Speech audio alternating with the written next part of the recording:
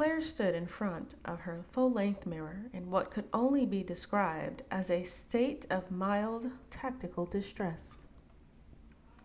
She had purchased Spanx, industrial strength ones, the kind that came with 3 pages of instructions and a moral quote on the label.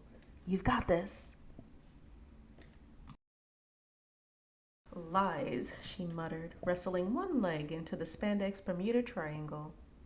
Her best friend Lena was on speakerphone, sipping what Claire assumed was her 3rd glass of support wine. "Okay, but if you pass out, tuck and roll, no ambulance, that's how urban legends start." Claire grunted. "Why does this have more layers than a croissant?" "Compression builds character. You've already birthed a child and lived through Doug's midlife saxophone phase. You can do this." Claire finally yanked the Spanx into place and stood up, victorious but mildly winded. I look like a sausage with ambition.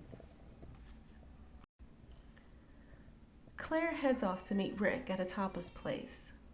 He was a 51-year-old civil engineer who looked like he had an emotionally processed 1993, but still wore cologne like hope. "So, Claire," Rick said, smiling through his grilled calamari, "tell me about yourself." "Well, I'm a freelance editor and I have a teenage daughter, and I'm currently being slowly crushed to death by synthetic fabric." Rick blinked. "What?" "Never mind. It's sexy if you can ignore the oxygen deprivation." They laughed. Things were going okay, until the second sangria hit and her body betrayed her. The hot flash didn't arrive, it ambushed. Claire's ears buzzed, her spine went damp, her forehead shimmered like she just jogged through a rainforest in jeans. "Are you okay?" Rick asked. "I'm just, glowing with enthusiasm." Rick offered her a napkin.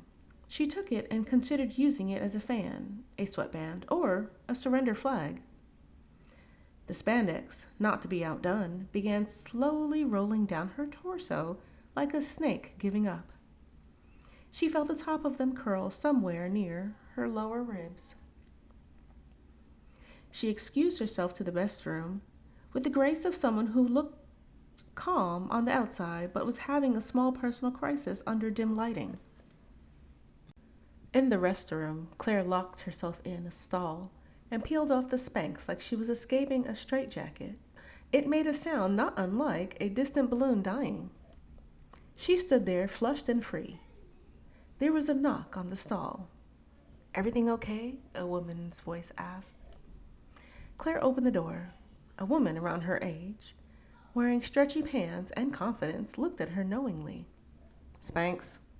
Claire nodded. The woman handed her a hair tie. "Liberate yourself, queen." Back at the table, Spanx free and 1 churro in, Claire smiled genuinely.